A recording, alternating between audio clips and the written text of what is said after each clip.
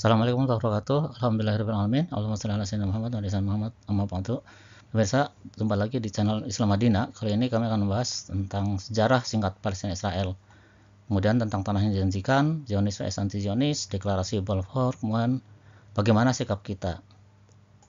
Baik, biang peperangan Israel Palestina adalah karena Israel mengklaim bahwa tanah Palestina bagian dari tanah yang dijanjikan Allah kepada Bani Israel. Dalam Islam, tanah yang dijanjikan itu sudah tidak berlaku, ya, sudah gugur karena pembangkangan Bani Israel sendiri sejak zaman Nabi Musa alaihissalam. Dalam kajian kali ini, mari kita soroti apa itu tanah yang dijanjikan, apa bentuk pembangkangan Bani Israel, apa bedanya Yahudi dengan Zionis, terus siapa sebenarnya orang Israel sekarang. Dalam agama Yahudi sendiri, ternyata tanah yang dijanjikan itu bersyarat, ya, harus taat, harus saleh. Ya, jika tidak, Israel akan hancur. Demikian pula pembentukan negara Israel adalah bentuk perlawanan kepada Allah, ya, dan nama Israel dicatut oleh Zionis yang sekuler. Oke, kita lihat tanah yang dijanjikan. Apa tanah yang dijanjikan itu? Dalam Taurat, dalam hal ini Perjanjian Lama maupun Al-Quran, Allah menjanjikan tanah untuk Bani Israel. Dalam Kejadian 12:7, ketika itu Tuhan menampakkan diri kepada Abram dan berfirman, aku akan memberikan negeri ini kepada keturunanmu. Maka didirikannya di situ mezbah bagi Tuhan yang telah menampakkan diri kepadanya. Kemudian dalam Kejadian 15:18, pada hari itulah Tuhan mengadakan perjanjian dengan Abram yang serta berfirman, kepada keturunanmu lah aku berikan negeri ini, mulai dari sungai Mesir sampai ke sungai yang besar itu, sungai Efrat. Kejadian 17:8, kepadamu dan kepada keturunanmu akan kuberikan negeri ini yang kau diami sebagai orang asing, yakni seluruh tanah Kanaan akan kuberikan menjadi milikmu untuk selama-lamanya, dan aku akan menjadi Allah mereka. Dalam Keluaran 3:8, sebab itu aku akan telah turun untuk melepaskan mereka dari tangan orang Mesir yang menuntun mereka keluar dari negeri itu ke suatu negeri yang baik dan luas, suatu negeri yang berlimpah-limpah susu dan madunya, ke tempat orang Kanaan dan seterusnya. Tanah itu membentang dari sungai Mesir, Palestina, sebagian Yordania, Lebanon, dan Suriah bagian selatan. Nah, perlu diperhatikan bahwa dalam kitab Kejadian 12:7, 12:8, 17:8, Tuhan berjanji kepada Nabi Ibrahim dan keturunannya. Keturunan Ibrahim adalah Ishak dan Ismail. Ishak menurunkan Yakub atau Israel, yang menurunkan orang-orang Israel atau disebut Bani Israel, dan Ismail menurunkan orang-orang Arab atau Bani Ismail. Berarti tanah yang dijanjikan itu bukan hanya untuk Bani Israel tapi juga Bani Ismail. Adakah tanah yang dijanjikan dalam Al-Quran? Dalam Al-Quran tidak ada ayat yang secara eksplisit menjelaskan janji Allah kepada Nabi Ibrahim memberi dan menetap di suatu negeri.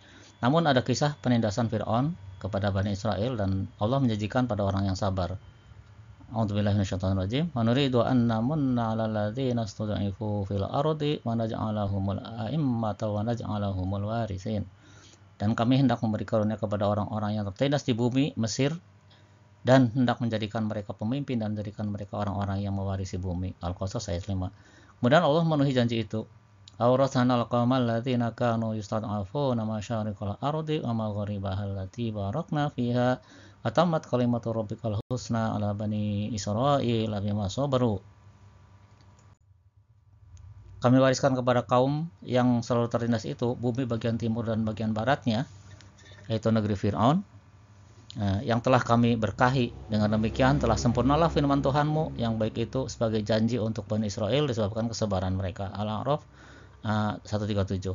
Karena kesabaran dari penindasan itulah maka Allah mewariskan negeri itu. Jadi dalam Al-Quran lebih menekankan kesalehan.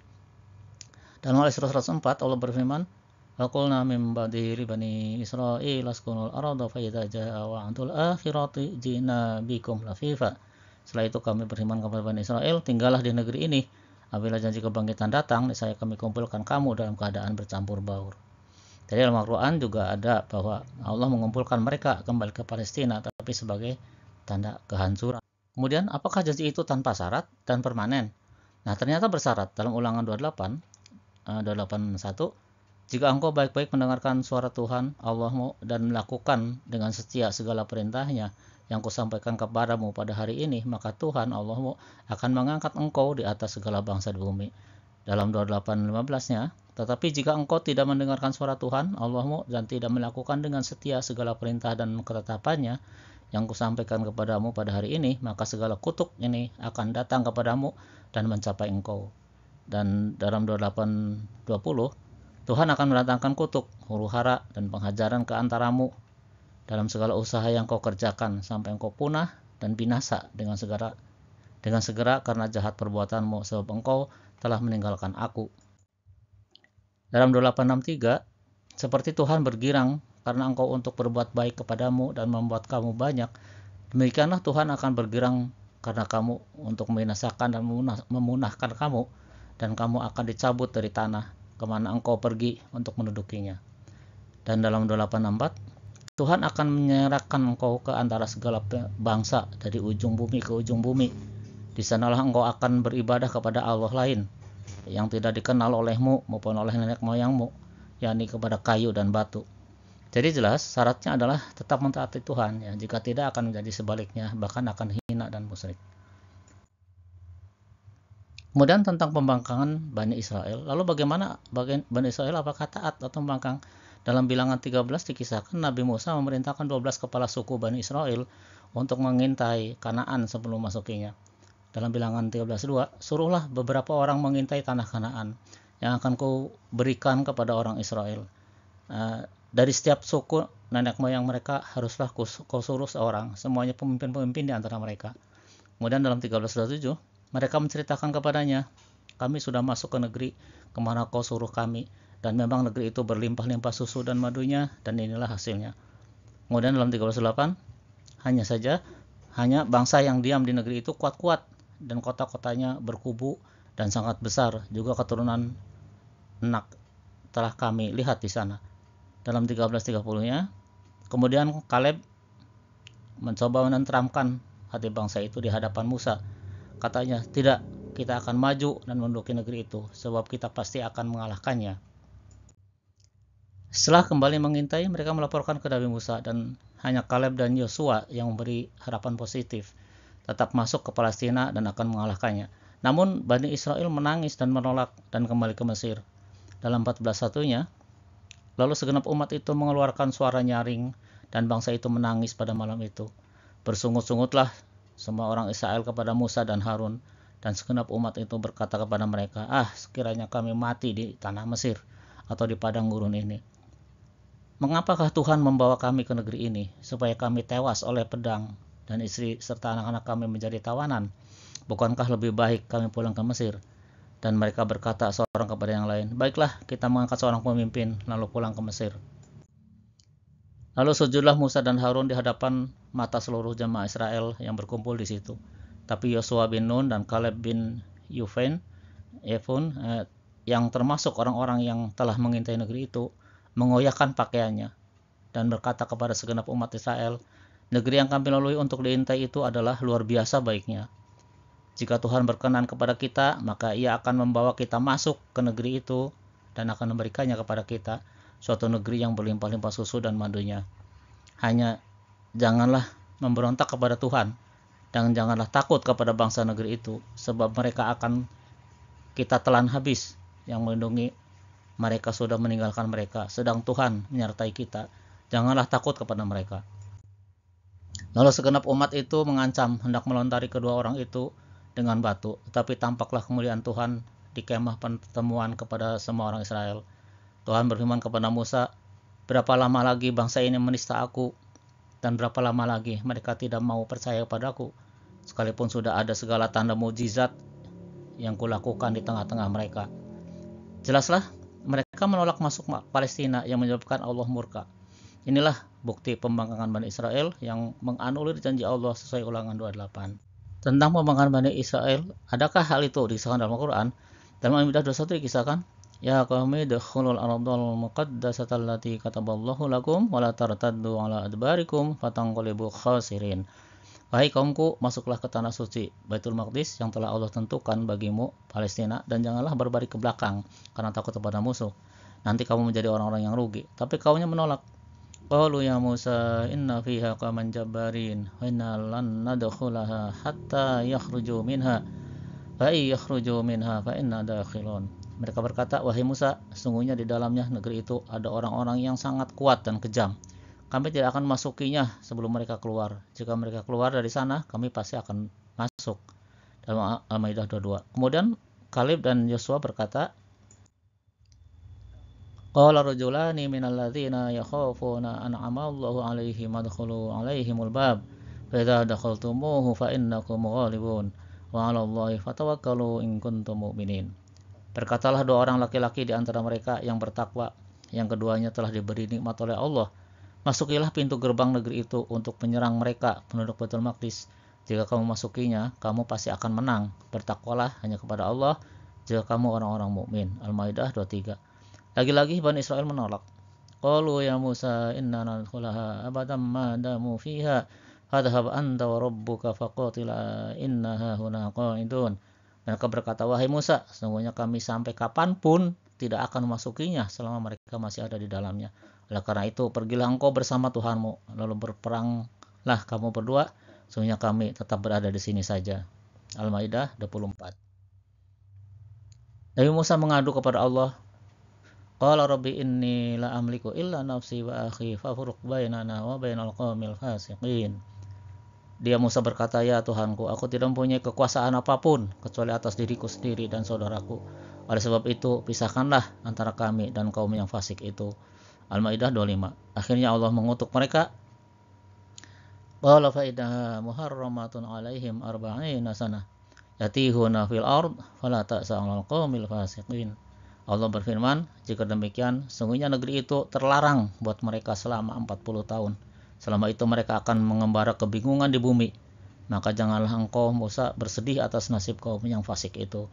Al-Maidah 26. Jadi ada kesesuaian antara kisah dalam Taurat dan Al-Quran. Pembanggaan Bani Israel antara fakta dan ini sejarah. Dalam Ulangan 281 Israel menjadi bangsa yang binasa. Sejarah mencatat bangsa Israel mengalami penindasan, pengusiran, terlunta-lunta dan pembantaian atau pogrom. Pertama, pembuangan ke Babil tahun 586 sebelum Masehi. Yerusalem ditaklukkan Raja Nebukadnezar. Bait suci dihancurkan dan Yahudi dibuang ke Babil, Irak. Ini merupakan hukuman Allah dalam Yeremia 25:8-9. Setelah kembali dari pembuangan dan membangun bait suci kedua tahun 70 Masehi, Raja Titus menghancurkan Yerusalem dan bait suci kedua. Bar Kokhba gagal, ratusan ribu Yahudi terbunuh, dan banyak yang terusir dari tanah Palestina. Konon inilah awal diaspora Yahudi ke seluruh dunia. Kemudian di Inggris tahun 1290, Raja Edward I menuduh Yahudi melakukan penipuan dan pembunuhan ritual atau fitnah darah. Semua Yahudi diusir dari Inggris, harta mereka disita. Di Prancis tahun 1306 dan 1394, Raja Philip IV dan Charles VI masing-masing mengusir Yahudi dengan alasan serupa. Mereka diisirkan kembali beberapa dekade kemudian, tapi terus menjadi target fitnah ekonomi dan agama. Di Spanyol tahun 1492, setelah Reconquista, Raja Ferdinand dan Ratu Isabella mengeluarkan dekrit Alhambra. Semua Yahudi harus memeluk Kristen atau diusir. Sekitar 200.000 orang Yahudi diusir, banyak yang dibunuh atau dijual sebagai budak. Sebagian melarikan diri ke Afrika Utara, Turki Utsmani, dan Timur Tengah. Sultan Bayezid II dari Utsmani menyambut mereka dengan tangan terbuka. Pogrom di Eropa Timur tahun 1800 sampai 1900-an. Kata pogrom berasal dari bahasa Rusia, artinya serangan massal terhadap orang Yahudi. Terjadi di Rusia, Ukraina, dan Polandia, sering didorong oleh sentimen agama dan politik. Kemudian tahun 1881 sampai 1884, setelah Tsar Alexander II dibunuh oleh kelompok non-Yahudi, Yahudi dijadikan kambing hitam. Ratusan komunitas diserang, ribuan terbunuh, banyak yang melarikan diri ke Amerika dan Palestina. Kemudian Holocaust tahun 1939 sampai 1945. Ini terjadi tragedi terbesar dalam sejarah Yahudi. Di bawah Nazi Jerman, Adolf Hitler, orang Yahudi dituduh sebagai penyebab kesengsaraan ekonomi dan kekalahan perang. Terjadi genosida sistematis atau Holocaust, sekitar 6 juta Yahudi dibunuh di kamp-kamp konsentrasi seperti Auschwitz, Treblinka, Sobibor, dan lainnya. Tujuan Nazi pembersihan rasial atau racial purification dari Eropa. Setelah Perang Dunia II, rasa bersalah dunia Barat, terutama Inggris dan AS, atas Holocaust menjadi alasan moral dan politik utama mendukung pendirian negara Israel tahun 48. Namun ini menimbulkan tragedi baru bagi rakyat Palestina, karena tanah mereka menjadi wilayah pendirian negara tersebut. Terjadilah Nakbah atau malapetaka. Di wilayah Islam, khususnya Turki Utsmani, Maroko, Irak, dan Mesir, orang Yahudi justru hidup lebih aman dibanding di Eropa. Mereka diberi status dhimmi, penduduk non-muslim yang dilindungi dengan hak beribadah, berdagang, dan berkomunitas. Karena itu banyak sejarawan Yahudi menyebut dunia Islam sebagai safe haven ya, bagi mereka sebelum abad ke-20, artinya tempat yang aman. Kemudian kita lihat periodisasi kehancuran dan kebangkitan Bani Israel. Sejarah itu berulang meskipun tidak sama persis, tapi esensinya mirip. Demikian pula dengan kehancuran dan kebangkitan Bani Israel. Dalam Al-Isra 4-8 difirmankan, Aqadaina ila bani Israila fil kitab la tufsidunna fil ardi marrataini wa la ta'alunna 'uluwan kabira. Dan telah kami tetapkan terhadap Bani Israel dalam kitab itu, sesungguhnya kamu akan membuat kerusakan di muka bumi ini 2 kali, dan pasti kamu akan menyombongkan diri dengan kesombongan yang besar. Fa idza jaa wa'du ulahuma ba'atsna 'alaikum ibadan lana uli ba'sin syadidin fajasu khilal ad-diyar wa kana wa'dun maf'ula. Maka apabila datang janji hukuman bagi kejahatan pertama dari kedua kejahatan itu, kami datangkan kepadamu hamba-hamba kami yang mempunyai kekuatan yang besar, lalu mereka merajalela di kampung-kampung, dan itulah ketetapan yang pasti terlaksana. Al-Isra 5. Tsumma radatna lakumul karrata 'alaihim wa amdadna lakum bi amwali wa banina wa ja'alnakum aktsara nafira. Kemudian kami berikan kepadamu giliran untuk mengalahkan mereka kembali, dan kami membantumu dengan harta kekayaan dan anak-anak, dan kami jadikan kamu kelompok yang lebih besar. Al-Isra 6. In ahsantum ahsantum li anfusikum wa in asatum falaha fa idza jaa wa'dul akhirati liyasu'u wujuhakum wa yadkhulul masjida kama dakhaluhu awwala marrah wa litabbiru ma tatbira. Jika kamu berbuat baik, berarti kamu berbuat baik untuk dirimu sendiri, dan jika kamu berbuat jahat, maka kejahatan itu bagi dirimu sendiri. Dan apabila datang saat hukuman bagi kejahatan yang kedua, kami datangkan orang-orang lain untuk menyuramkan muka-muka kamu, dan mereka masuk ke dalam masjid sebagaimana musuh-musuhmu masukinya pada kali pertama, dan untuk membinasakan habis-habisnya apa saja yang mereka kuasai. Al-Isra 7. Asa rabbukum ay yarhamakum wa in udtum udna wa ja'alna jahannama lil kafirina hasira. Mudah-mudahan Tuhanmu akan melimpahkan rahmatnya kepadamu, dan sekiranya kamu kembali kepada kedurhakaan, niscaya kami kembali mengazabmu, dan kami jadikan neraka jahanam penjara bagi orang-orang yang tidak beriman. Ayat 8. Ayat-ayat di atas menyatakan satu periode yang terdiri dari 2 kejadian, kerusakan, kehancuran, dan kebangkitan. Dalam menafsirkan ayat-ayat ini, mufasir klasik berpendapat bahwa hal itu sudah terjadi, yakni kekalahan Bani Israel oleh Babil dan Romawi. Namun para mufasir modern berpendapat 2 kali itu maksudnya berulang-ulang. Dari fakta sejarah hingga hari ini Israel kembali berbuat kerusakan di bumi Palestina. Artinya sejarah itu berulang. Dengan demikian balasan bagi kerusakan itu tetap berlaku sampai akhir zaman. Kemudian kita lihat gerakan Zionis yang merupakan awal penjajahan. Zionis adalah gerakan nasionalis Yahudi internasional yang ingin mendirikan negara Yahudi di Palestina. Gerakan ini dipelopori Theodor Herzl, ya, muncul di akhir abad 19 di Eropa Timur dan Tengah, dan menyerukan orang Yahudi dimanapun untuk migrasi ke Palestina. Mereka ingin membentuk masyarakat eksklusif murni Yahudi untuk membebaskan diri dari antisemitisme dan penganiayaan. Para diaspora dan pemimpin gerakan Zionis menyerukan pembentukan negara yang diinginkan di Palestina yang saat itu dikuasai Khilafah Utsmaniyah. Kemudian deklarasi Balfour. Pada masa Perang Dunia I 1914-1918, Inggris sedang berperang melawan Jerman dan sekutunya, termasuk Khilafah Turki Utsmani yang saat itu menguasai Palestina. Inggris ingin menguasai Timur Tengah dan butuh dukungan Zionis untuk mengalahkan mereka. Nah, Zionisme saat itu menguat dan kepemimpinan beralih ke orang-orang Yahudi Rusia yang tinggal di Inggris. 2 Zionis tersebut, Chaim Weizmann dan Nahum Sokolow, berperan penting dalam peroleh deklarasi Balfour dari Inggris 2 November 1917 yang menjanjikan dukungannya untuk pembentukan tanah air nasional Yahudi di Palestina. Setelah Khilafah Utsmani lemah dan hampir kalah dari Inggris, Menteri Luar Negeri Inggris Arthur James Balfour membuat surat pernyataan resmi kepada Lord Rothschild, tokoh Yahudi terkemuka di Inggris, pada 2 November 17 yang menyatakan bahwa pemerintah yang mulia memandang baik pendirian sebuah rumah nasional bagi bangsa Yahudi di Palestina dan akan melakukan upaya terbaiknya untuk memfasilitasi tercapainya tujuan ini. Akibat dari deklarasi ini, Zionis mendapat dukungan politik global. Banyak warga Yahudi bermigrasi ke Palestina. Karena Inggris saat itu menjadi adidaya, Zionis mendapat legitimasi internasional pertama. Bagi Palestina, setelah Inggris mundur dan negara Israel diproklamasikan pada 14 Mei 48, terjadi tragedi Nakbah. Lebih dari 700.000 warga Palestina diusir. Meskipun deklarasi Balfour itu menyatakan dengan ketentuan bahwa tidak ada suatu pun yang boleh dilakukan yang dapat merugikan hak-hak sipil dan keagamaan komunitas non-Yahudi yang ada di Palestina, kenyataan ini tidak pernah dilakukan. Berikutnya, tanah rakyat Palestina secara sepihak dijadikan tanah Yahudi. Sering terjadi bentrokan antara penduduk Palestina dengan imigran Yahudi, dan Inggris menindas perlawanan Palestina demi membela imigran Yahudi. Kemudian kita lihat Zionisme. Apakah Zionisme disepakati semua Yahudi? Nah, ternyata tidak ya. Tidak semua Yahudi sepakat dengan gerakan Zionisme untuk mendirikan negara Israel. Ada Yahudi yang Zionis istilahnya, dan ada Yahudi yang anti atau non-Zionis. Kelompok yang anti-Zionis seperti Neturei Karta, Satmar Hasidim, Yahudi Haredi berpendapat bahwa Zionisme bukanlah ajaran Yahudi, tapi sebuah gerakan politik modern. Jadi Zionisme itu bukan keimanan agama. Dua poin penting perbedaan pandangan yang anti-Zionis adalah tentang tanah yang dijanjikan dan pendirian negara Israel.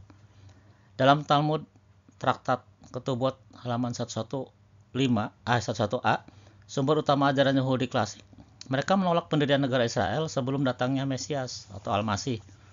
Ketubot adalah salah satu traktat atau bagian dari Talmud Babilonia, Talmud Bavli, terutama membahas hukum pernikahan dan kontrak pernikahan atau ketubah. Namun di halaman 11a terdapat bagian teologis yang tidak terkait langsung dengan pernikahan, yaitu tentang 3 sumpah atau 3 oaths, suatu ajaran penting tentang hubungan bangsa Yahudi dengan Tuhan di masa pengasingan atau diaspora. 3 sumpah diambil oleh Kudus, terpujilah Dia, Tuhan, terhadap bangsa Israel. Pertama, bahwa mereka tidak akan naik kembali ke tanah Israel dengan tembok, yakni secara massal atau dengan kekuatan militer. Kemudian kedua, bahwa mereka tidak akan memberontak melawan bangsa-bangsa dunia dimanapun mereka hidup. Dan ketiga, dan bahwa mereka tidak akan memaksa datangnya akhir zaman atau penebusan Mesias Al-Masih. Jadi cara mendapatkan tanah yang dijanjikan itu bukan melalui penjajahan, tapi menunggu dari Tuhan sendiri melalui Mesias atau Al-Masih. Mereka meyakini tanah itu suci dan benar-benar milik Tuhan, bukan sekadar hak politik bangsa Yahudi. Dalam pandangan mereka, hanya Mesias yang sah, yaitu keturunan Nabi Daud, yang boleh memimpin kembalinya bangsa Yahudi ke tanah suci. Sebelum itu, pendirian negara dianggap pemberontakan terhadap Tuhan. Dalam Ulangan 28:64-65, Tuhan akan menyerahkan engkau ke antara segala bangsa dari ujung bumi ke ujung bumi. Di sanalah engkau akan beribadah kepada Allah lain yang tidak dikenal olehmu ataupun oleh nenek moyangmu, yakni kepada kayu dan batu. Engkau tidak akan mendapat ketentraman di antara bangsa-bangsa itu, dan tidak akan ada tempat berjejak bagi telapak kakimu. Tuhan akan memberikan di sana kepadamu hati yang gelisah, mata yang penuh rindu, dan jiwa yang merana. Dalam Kidung Agung 27 dan 35, kusumpahi kamu, putra-putri Yerusalem atau Bani Israel, demi kijang-kijang atau demi rusa-rusa betina di padang, jangan kamu membangkitkan dan menggerakkan kekasih, yaitu Tuhan, sebelum diinginkannya. Artinya tidak boleh mendirikan negara sebelum Tuhan sendiri menghendakinya. Dalam Hosea 3:4-5, sebab lama sekali orang Israel akan tinggal tanpa raja dan tanpa pemimpin, tanpa korban pembelihan dan tanpa tugu. Kemudian sudah itu orang Israel akan berbalik dan mencari Tuhan, Allah mereka, dan Daud raja mereka, dan mereka akan datang dengan gemetar kepada Tuhan dan kepada kebaikannya pada hari-hari yang terakhir. Mananya, bangsa Israel akan lama hidup tanpa kerajaan, tanpa raja atau pemerintahan. Mereka baru akan kembali kepada Tuhan dan kepada Daud raja mereka, yakni Mesias dari keturunan Daud, bukan sebelum itu. Dalam Yehezkiel 21:27, aku akan membalikan dia sampai datang dia yang berhak atasnya. Kepadanya lah aku akan memberikannya. Artinya Tuhan berfirman bahwa tahta kerajaan Israel akan diangkat atau dihapus dan tidak akan dikembalikan sampai datang dia yang berhak atasnya, yakni Mesias. Dalam Daniel 9:26, sudah ke-62 kali 7 masa itu seorang yang diurapi akan disingkirkan, dan seterusnya. Dan rakyat dari seorang raja yang akan datang akan memusnahkan kota dan tempat kudus itu, sampai pada akhirnya akan ada peperangan dan kebinasaan telah ditetapkan. Artinya, nubuat ini menandakan bahwa Yerusalem dan Bait Suci akan hancur dan tetap berada dalam keadaan kehancuran sampai waktu yang telah ditetapkan Tuhan. Kesimpulan, Yahudi yang anti-Zionis berpendapat bahwa mendirikan negara Israel sebelum datangnya Mesias adalah dosa besar dan pemberontakan terhadap Tuhan. Rabbi Yul Teitelbaum, pendiri Satmar Hasidim, menulis dalam kitab Vayul Mose, Zionisme adalah gerakan manusia yang menentang kehendak ilahi. Tuhan bersumpah bahwa Israel tidak boleh mendirikan kerajaan sendiri sebelum datangnya penebus sejati, yaitu Mesias bin Daud. Kemudian, hukum pendirian negara Israel. Zionisme itu didirikan oleh orang-orang Yahudi sekuler yang memisahkan politik dari agama. Akibatnya ambisi politiknya ditegakkan tanpa berlandaskan agama. Ditambah lagi 80% mereka bukan keturunan Israel, ya, tapi keturunan bangsa Khazar yang menganut Yahudi pada abad ke-8 Masehi. Neturai Karta berpendapat bahwa negara Israel sekarang adalah negara Zionis, bukan negara Yahudi.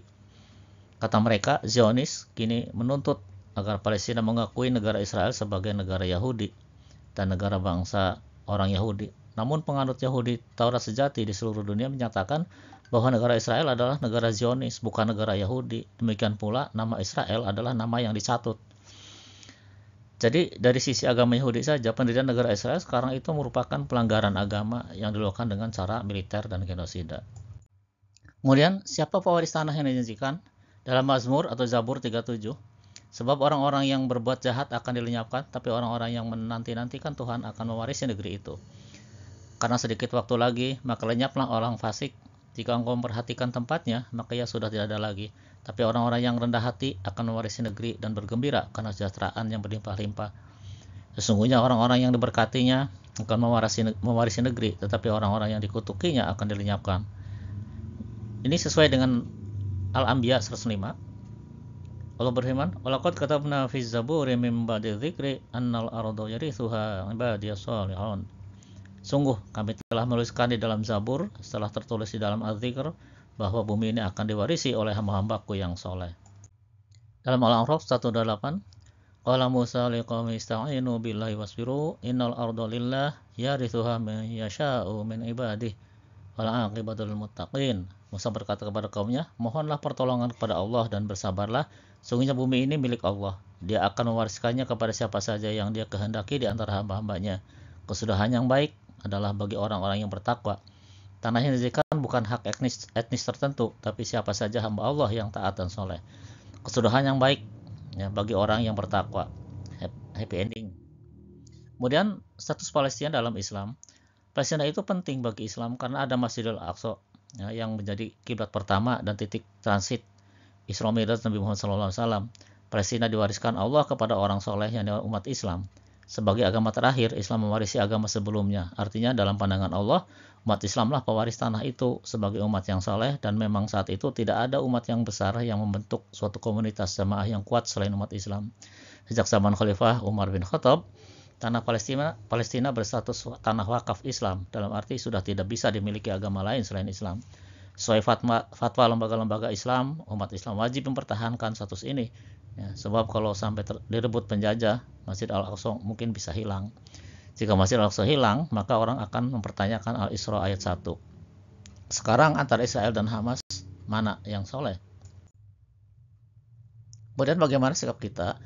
Manusia yang berperi kemanusiaan akan mengutuk genosida. Artinya seorang pasti mengutuk tindakan brutal pemerintah Israel hanya karena dia merasa sebagai manusia saja. Nah, namun kita tidak boleh bertindak yang melampaui batas ya. Kita harus menempuh jalan yang halal dan legal, yang tidak berlanggar hukum Islam dan hukum internasional. Kita perlu menjelaskan akar masalah ini secara jujur, benar, jernih, dan objektif kepada semua orang agar tidak bias ya, dan tidak salah dalam bersikap. Kita wajib peduli kepada saudara sama muslim. Kita harus merasa sakit jika saudara kita disakiti. Namun banyak di antara kita yang tidak peduli dengan kasus ini, tapi juga jangan menjadi provokator yang membawa pada fitnah. Kita tetap harus menempuh jalur yang benar dan damai. Seperti misalnya berjihad dengan harta, dengan membantu relawan atau organisasi kemanusiaan untuk membantu warga Palestina.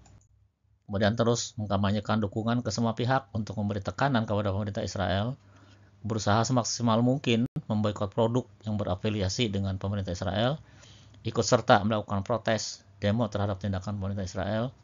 Minimal kita bisa bantu dengan doa, kunut nazilah, dan sebarkan video ini. Baik, kesimpulan, tanah itu dijanjikan bersyarat kepada Nabi Ibrahim alaihissalam dan keturunannya, yakni harus taat dan saleh. Yang saleh yang akan mewarisinya, yang tidak saleh akan hancur. Keturunan Nabi Ibrahim tentu saja adalah Bani Israel dan Bani Ismail. Dalam ajaran Yahudi sendiri, pendirian negara Israel itu melawan kehendak Tuhan.